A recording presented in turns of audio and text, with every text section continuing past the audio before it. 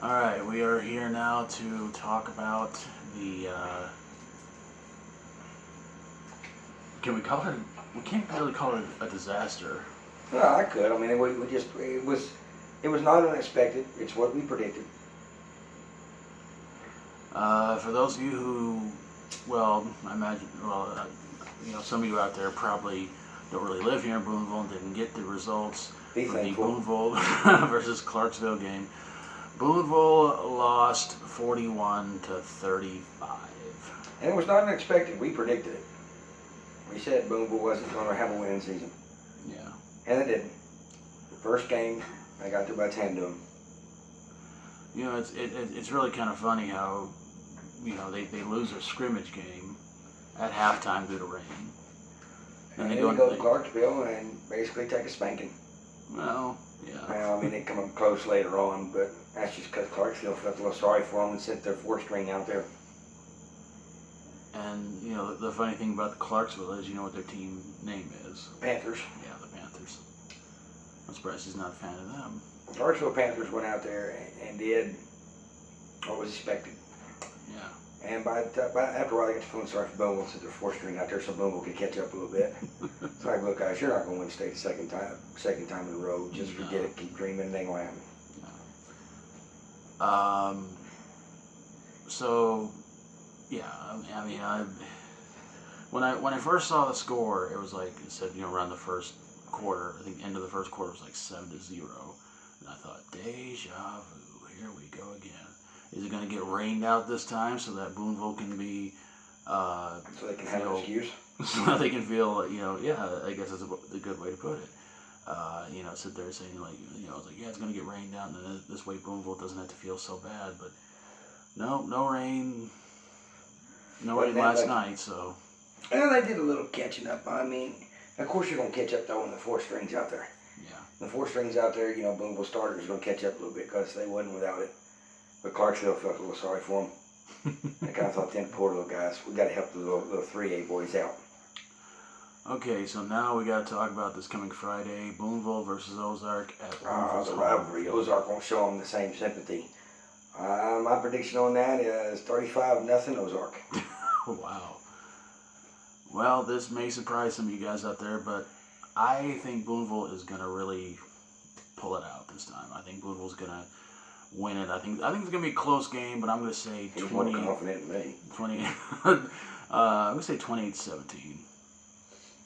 Well, it's possible, I guess. See, I mean, Booneville's got to be sitting there going like, because the thing is, Booneville's sitting there going like, we lost our scrimmage game, we lost our first. Well, I'll tell you what happened with Clarksville from the video I saw last night. There was a person who posted the video. I'm not going to say names, but a person posted the video, and I watched it. About 14 minutes long, and I watched their defense basically just stand there and let Clarksville run through them. I am not kidding. Oh, man. I'm sitting there watching the video. It was on Facebook. If you're on my Facebook, check it out. You'll see it.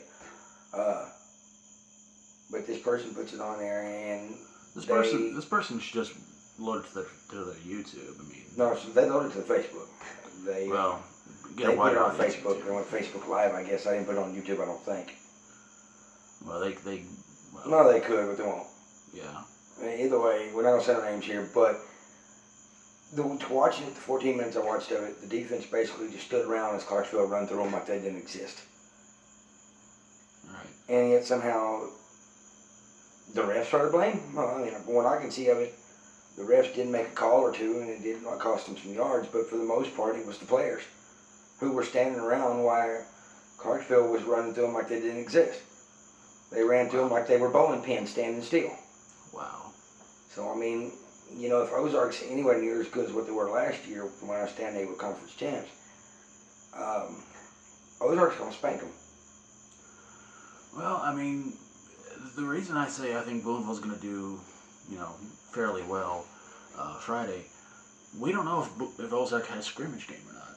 I believe Booneville's their first game. Because, if Ozark didn't even have a scrimmage game, this could be sort of a disadvantage.